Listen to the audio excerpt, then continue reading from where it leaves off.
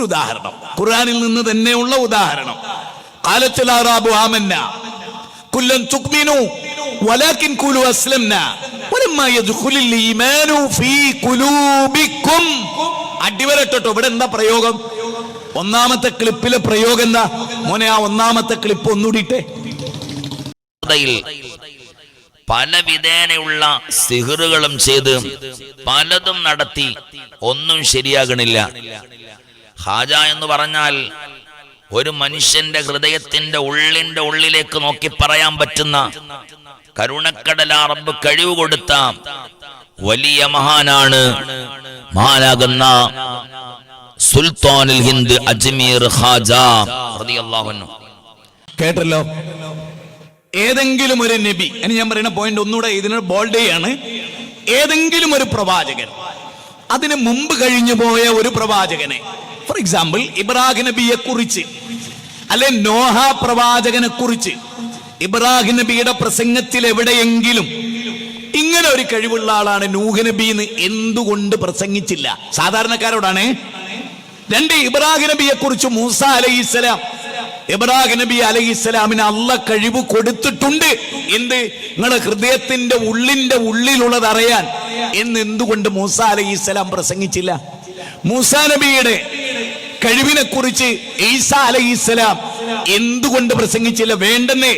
1.25 ലക്ഷത്തോളം അംബിയാ മുർസലീങ്ങളിൽ ഒരു നബി, അതിനു മുമ്പ് കഴിഞ്ഞു പോയ ഒരു നബിയെ കുറിച്ച് ഒന്നുകൂടി, മുഹമ്മദ് നബി സല്ലല്ലാഹു അലൈഹി വസല്ലമയാണ് ഖാതിമുൻ നബി. 33-40 വചനം സൂറത്ത് അഹ്സാബ്.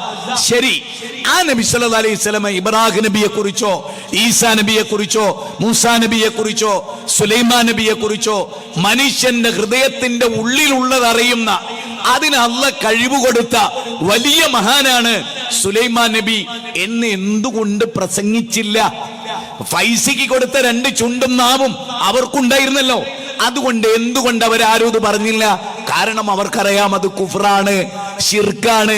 അത് ഈ നാവ് തള്ളത് ശിർക്കും കുഫറും പറയാനല്ല, തൗഹീദ് പറയാനാണ്. ഇനി നിങ്ങൾക്ക് നേരം വെളുത്തിട്ടില്ലേ?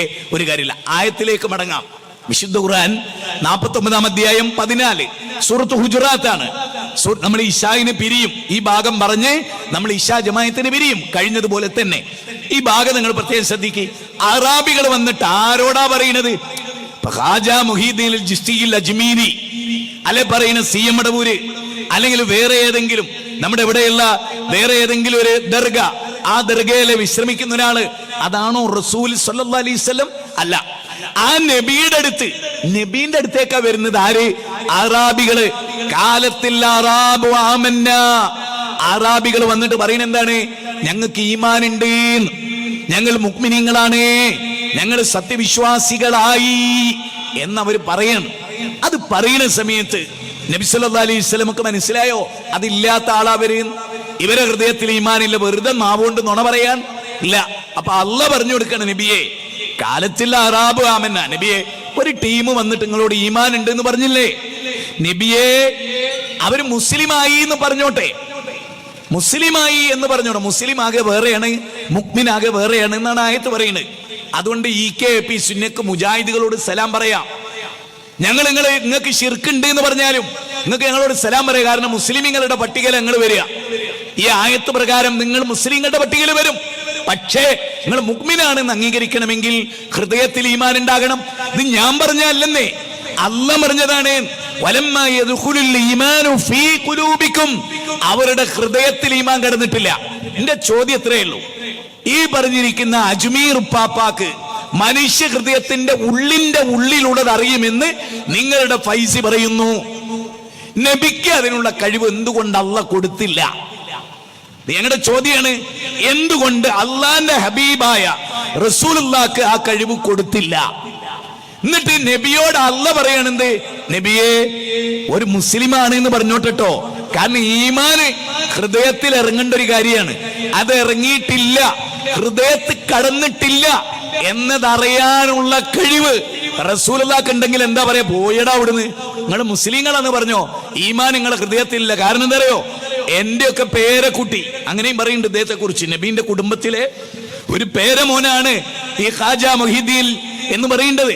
ശരി, അങ്ങനെയാണെങ്കിൽ ഞങ്ങളുടെ ചോദ്യം, എന്റെ പേരക്കുട്ടിക്ക് വരെ മനുഷ്യന്റെ ഹൃദയത്തിന്റെ ഉള്ളിലുള്ളത് അറിയാൻ അള്ള കഴിവെടുത്തിട്ടുണ്ട്. പിന്നെയാണോ എനിക്കത് തരാത്തത്?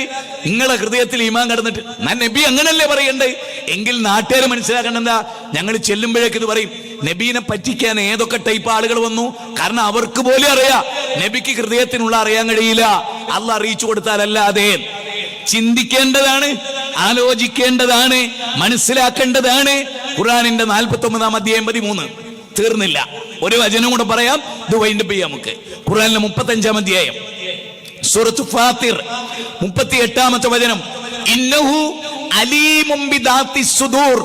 നിങ്ങളുടെ ഹൃദയത്തിനുള്ളിലുള്ളത് അറിയുന്ന അലീമാണല്ല.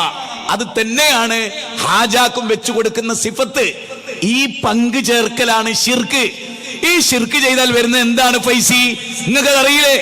നിങ്ങൾ വായിച്ചിട്ടുണ്ടോ? ഉണ്ടെങ്കിൽ നിങ്ങൾ പറ, ഇന്നഹു മയ്യുശ്രിക് ബില്ലാഹ് ഫഖദ ഹറമല്ലാഹു അലൈഹിൽ ജന്ന. 5-ാം അധ്യായം 72. അല്ലാഹു പങ്കു ചേർത്താൽ നരകമാണ്, സ്വർഗം നിഷിദ്ധമാണ്.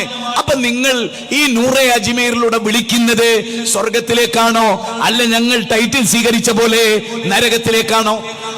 ശിർക്കാണെങ്കിൽ നരകത്തിലേക്കാണ്, തൗഹീദാണെങ്കിൽ സ്വർഗത്തിലേക്കാണ്. അപ്പൊ നൂറെ അജ്മീർ എങ്ങോട്ടാണ്?